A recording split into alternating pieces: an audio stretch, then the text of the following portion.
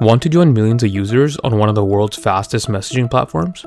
Today I'm going to show you exactly how to download and install a Telegram mobile app in under a minute. Let's dive right in. First, make sure your phone is connected to the internet via Wi-Fi or mobile data. Next, open up your device's app store. That would be the Google Play Store if you're on Android, or the App Store for iPhone users. Tap the search bar at the bottom, and at the top, type in Telegram.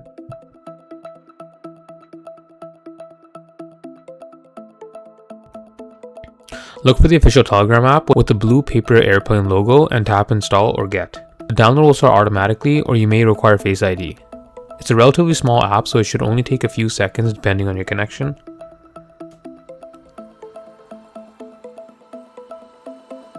Once it's done installing, you can open it directly from the store. Tap open. Or find a new icon right on your home screen. Launch the app, tap start messaging,